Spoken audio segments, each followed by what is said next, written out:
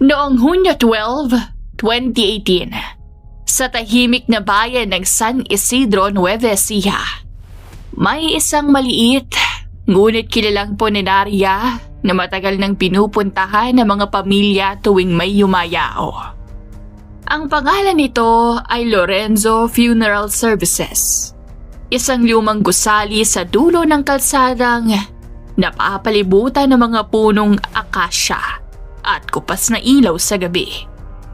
Doon nagtatrabaho ang isang lalaking nagngangalang Ernesto Villanueva, 47 taong gulang. Isang embalsamador na halos 19 na taon nang gumagawa ng parehong trabaho. Sa mata ng mga tao, si Ernesto ay tahimik, bihirang makipag-usap at palaging seryoso sa kanyang gawain. Marami ang naniniwalang isa siyang dedikadong manggagawa dahil bihira siyang magreklamo. At madalas pa nga ay siyang huling umaalis sa punerarya. Para sa karamihan ng mga tao sa San Isidro, hindi nila kailanman inisip kung ano ang nangyayari sa loob ng embalming room. Sapat nang malaman nila na may taong maingat na naghahanda sa katawan ng kanilang mahal sa buhay bago ang burol. Ngunit sa likod ng katahimikan ng punerarya, may isang lihim na hindi alam ng komunidad. Isa sa mga empleyado ng punerarya ay si Mateo Cruz, 39 na taong gulang, isang janitor na 3 taon nang nagtatrabaho roon. Siya ang responsable sa paglilinis ng buong gusali, mula sa labi hanggang sa likod na bahagi kung saan matatagpuan ang silid ng mga bangkay. Sa unang mga buwan ng kanyang trabaho, wala siyang napansin na kakaiba. Ngunit pagdating ng 2019, may ilang bagay na nagsimulang makatawag ng kanyang pansin. Madalas niyang makita si Ernesto na nananatili sa embalming room kahit wala namang nakaschedule na trabaho. May mga gabi ring kahit sarado na ang punerarya ay may ilaw pa rin sa loob ng silid na iyon. Noong una ay iniisip ni Mateo na masipag lamang ang embalsamador. Ngunit habang lumilipas ang mga buwan, unti-unti siyang nagkaroon ng kakaibang pakiramdam. Isang insidente ang lalong nagpalakas ng kanyang hinala.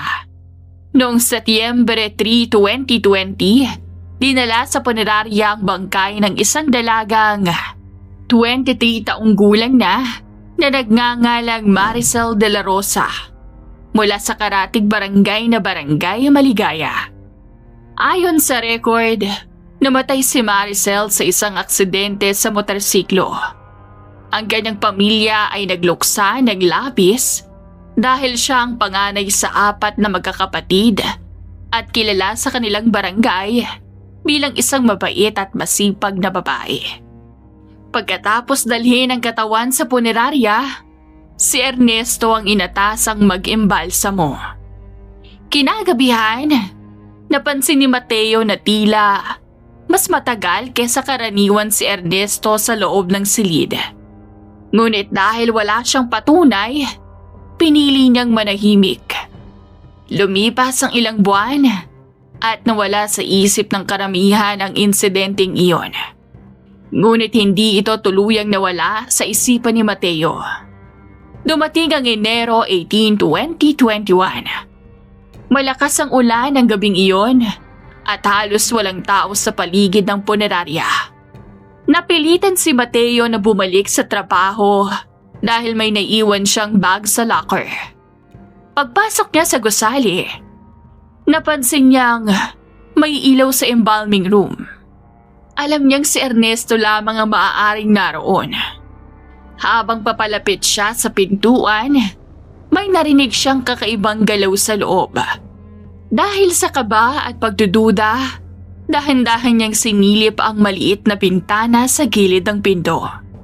Ang kanyang nakita ay sapat upang magdulot ng matinding galit at pagkasuklam. Nakita niya si Ernesto na gumagawa ng isang karumal-dumal na gawain sa katawan ng isang babaeng bangkay na bagong dating sa punerarya. Ang bangkay ni Maricel de la Rosa. Napansamantalang inilabas mula sa refrigeration unit para sa karagdagang proseso ng embalming. Hindi yun bahagi ng trabaho ng isang embalsamador. Ito ay isang malinaw na paglapastangan sa katawan ng isang patay. Agad umatras si Mateo, nanginginig sa galit at pagkabigla. Sa sandaling iyon, alam niyang hindi na siya maaaring manahimik. Kinabukasan, Enero 19, 2021, nagtungo siya sa San Isidro Municipal Police Station upang magsumbong. Sa una ay nagduda ang mga pulis dahil mabigat ang paratang at mahirap patunayan. Ngunit dahil sa detalyadong salaysay ni Mateo, nagpasya silang magsagawa ng lihim na investigasyon. Naglagay sila ng surveillance camera sa loob ng punerarya sa tulong ng may-ari ng establishmento na si Roberto Lorenzo. 63 taong gulang, na labis ding nabigla sa paratang laban sa kanyang empleyado. Sa loob ng 4 na gabi, walang kakaibang nangyari. Ngunit noong Enero 23, 2021, nahuli sa kamera ang ginawa ni Ernesto. Kitang-kita sa video ang kanyang paglapastangan sa isang bangkay na ipinagkatiwala sa punerarya. Ang ebidensyang iyon ay sapat upang kumilos ang mga otoridad. Kinagabihan ding iyon, pumasok ang mga pulis sa punerarya at inaresto si Ernesto Villanueva. Mabilis na kumalat sa buong bayan ng San Isidro ang balita. Maraming pamilyang nakaramdam ng matinding galit at sakit. Lalo na ang pamilya ni Maricel de la Rosa. Isinara pansamantala ang Lorenzo Funeral Services habang nagsasagawa ng mas malalim na investigasyon. Noong May 10, 2022, nagsimula ang paglilitis sa Regional Trial Court Branch 37 ng Nueva Ecija. Habang nagpapatuloy ang investigasyon, may isa pang detalye na unti-unting lumitaw na lalong nagpatibay sa kaso laban kay Ernesto. Noong December 27, 2020, ilang linggo bago nahuli si Ernesto, may isa pang bangkay na dinala sa Lorenzo Funeral Services. Ito ay ang katawan ni Angela Bautista, 19 na taong gulang, isang college student mula sa barangay Santa Lucia, San Isidro. Namatay si Angela matapos tamaan ng matinding sakit sa puso, ayon sa medical report ng ospital. Ang pamilya ni Angela ay labis na nagdalamhati dahil siya ang bunso sa 3 magkakapatid at kilala sa kanilang komunidad bilang isang tahimik at masipag na estudyante. Matapos dalhin sa punerarya ang kanyang katawan, si Ernesto rin ang naatasang mag-embalsamo. Walang sino man sa pamilya ang nagduda sa proseso dahil normal lamang sa kanila ang ganitong paghahanda bago ang burol.